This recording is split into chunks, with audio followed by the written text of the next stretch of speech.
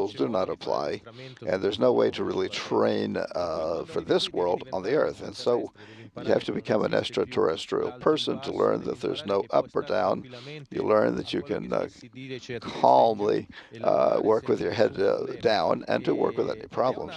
It is a situation that is really rather confusing. You have to learn to work in this manner and to understand that if you are the one who defines your environmental conditions, at first it's a little bit disconcerting, but then you become accustomed, and it's incredible how light and free you feel. And this is a testimony to the fact that we find ourselves quickly accustomed to the conditions that surround us without any problems. Hello, I'm Dimisa with fourth S, and I wanted to ask you, considering that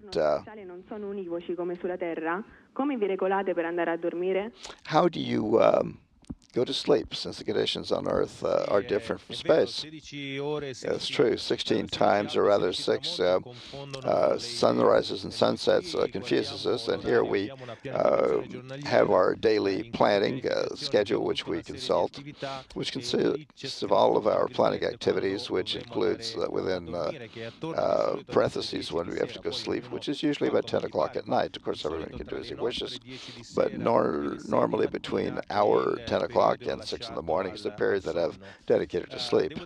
I have to say that we sleep very well here in the station, floating a little bit like this, but you sleep very well.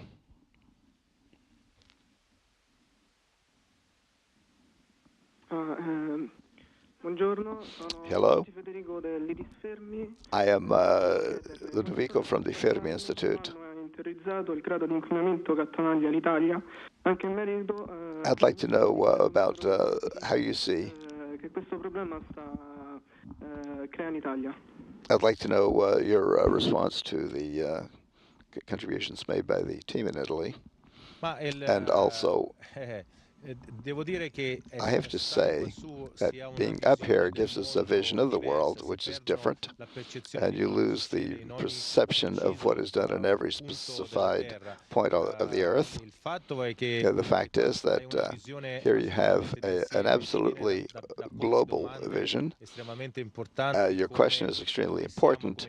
It raises questions as to how we are as a civilization, where we're going. Of course, there are particularities and details that are extremely important, relating to catastrophic events on the one hand, and strong on the other hand, which shake us as human beings. You really get a perspective that is different concerning life.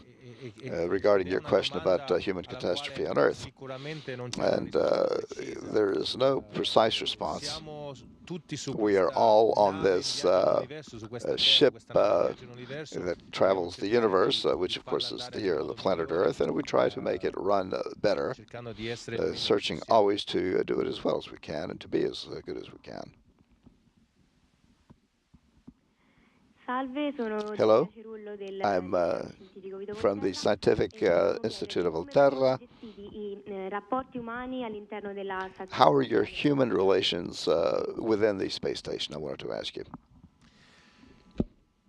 Well, it's true that we are in a cohabitation situation, which is rather pressurized. There are 6 people within a closed space, but we're all professionals. We have an extremely important objective that is very important not only to our space agencies, but to humanity as a whole.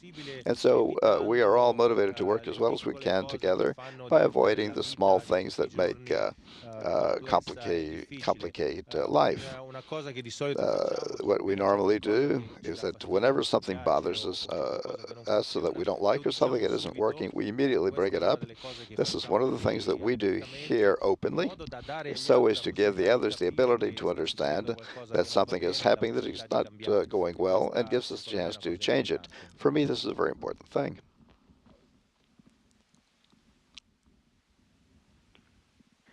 Hello.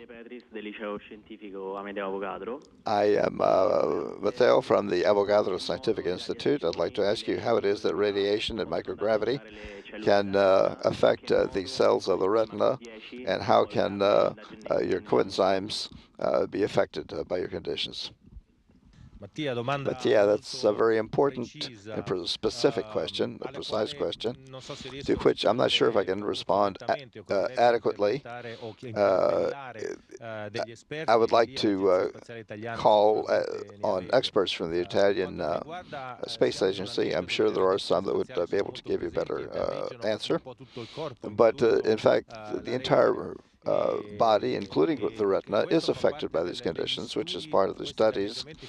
These damaging effects are part of the studies that we are engaging in here in the space station. You can see behind me there's an echo or a machine for producing echo sonograms. We just recently did an experiment to see the condition of the eggs and whether it works or doesn't work. So in a personal sense, I don't know, but I know that they're doing a lot of research and trying to understand